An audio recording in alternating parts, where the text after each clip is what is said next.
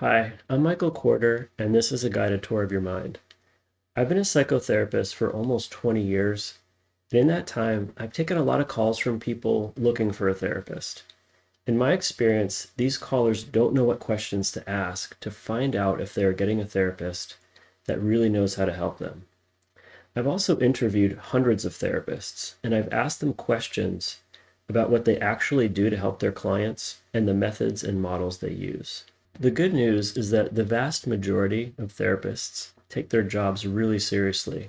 They are dedicated to helping people and they care a lot about how they do. But exactly how they help people, who they can help, and their skill levels vary a lot. Therapists are not all the same, and the one you work with can make a big difference in how much you get out of therapy. But here's another key thing.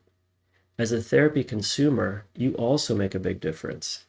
How you interact with your therapist, how you use your time with your therapist, and whether you talk about what's important or avoid it, and whether you follow through on the homework you agree to will also make a big difference in your outcome.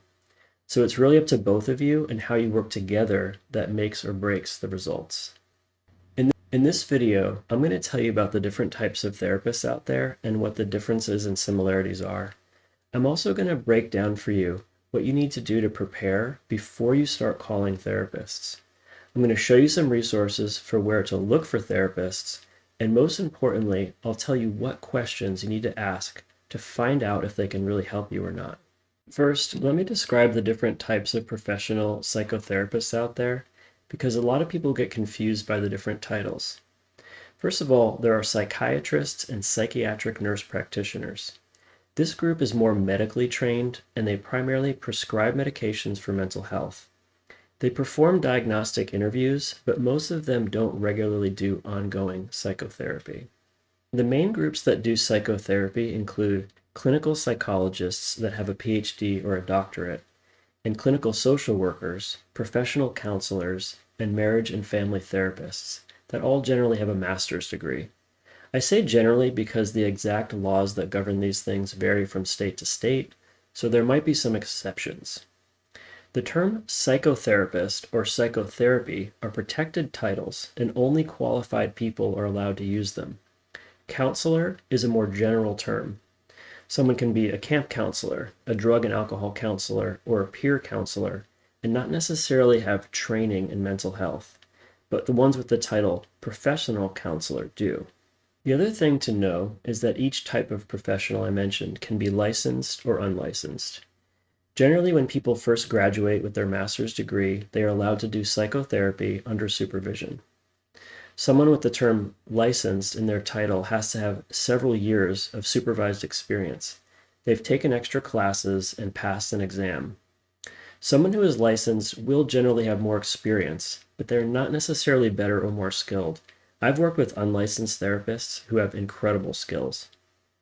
The different types of psychotherapists get different educations in school, but when it comes to the work we do after we graduate, it's pretty much the same in my experience. We develop a lot of skills and experience depending on where we work and who we work with. We have to train ourselves in different types of therapy by reading books and going to trainings and supervision. Also, mental health is a very broad field. We work with a lot of different populations, ages, and issues. Some therapists specialize in a certain segment of the field, like working with couples, kids, or a specific diagnosis like autism. Other people see a broader range of clients. The main thing is that you want to find a person with the skills and experience that can help you with your specific goals. Most therapists offer a 10 to 15-minute call, or maybe a little longer, where you can ask them questions and arrange an appointment. Before you call anyone, you need to prepare so you know what to ask to see if they can really help you or not. First, ask yourself, what exactly do I need help with? Be very specific. To break it down, you can ask yourself this way. If I could change 1 to 3 things about myself or my life, what would they be? Then ask yourself, what would be different about you or your life if those things changed? That's going to tell you how you'll know if your therapy is successful. Write it all down. Once you can answer those questions, you'll have the information you need to explain to the therapist exactly what you are looking for. Also, don't get lost trying to diagnose yourself. It's more helpful to be specific about what you want to change than to come up with a diagnosis. Another consideration is how you are planning to pay. If you are paying yourself or you have out-of-network insurance benefits, you'll have a lot more options. If you're using your medical insurance, you'll have to find someone in your insurance network. Actually, the whole issue of using your insurance for therapy is pretty complicated. I'll put some links in about that. If you plan to use your in-network insurance benefits, you're going to want to look at a directory from your insurance company. You should be able to find that on your insurance company's website. But there are some limitations. Just because the therapist is in your network does not mean that they have openings. They might have a wait list, or they might not be taking any new clients at all. Most insurance directories also don't have a lot of information about the types of clients a therapist works with, their specialties, or the types of therapy, models, and practices they use. If you get really stuck and can't find anyone, you can call your insurance company and ask a case manager to locate an in-network therapist for you. You can also go to a therapy directory like Psychology Today.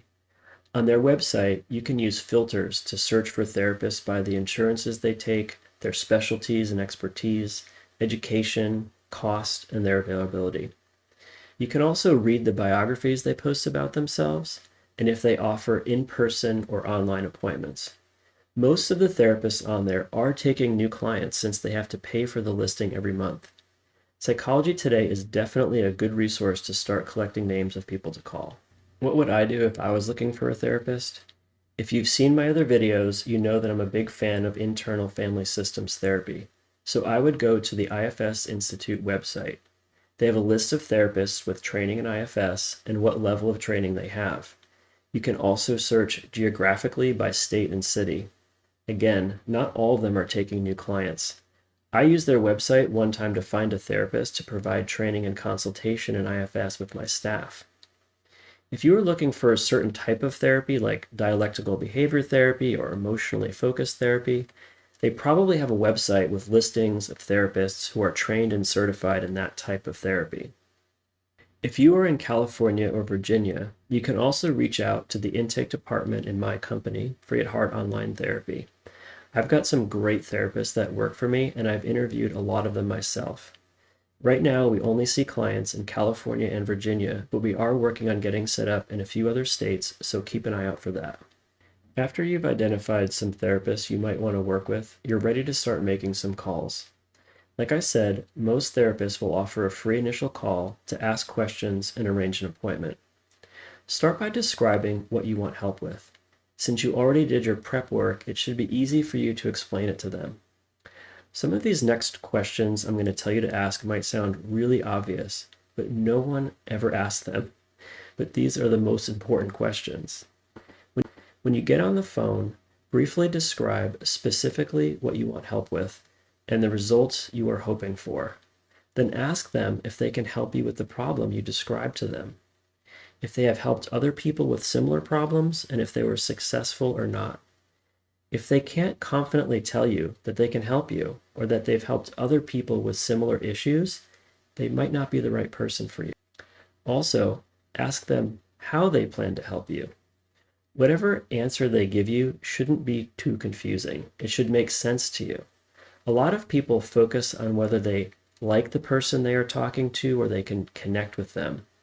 That is relevant, but their skill and experience are more important. You should focus on whether or not they seem knowledgeable about your issue, if the answers are clear, and if they seem confident that they can help you. Also, ask yourself, do I feel confident that they can help me? That pretty much covers how to look for a therapist, how to prepare before you call, and what to ask when you're talking to a therapist. By the way, you can also think of the first appointment as another chance to interview them before you make a long-term commitment to the therapy. Ask more questions there, and don't be afraid to change your mind if you feel differently about them after the first meeting. That's all for today. I hope my video helped you. If you have any questions about today's video, please leave them in the comments. If you found the video helpful, please like it and subscribe to my channel. Take care, everybody.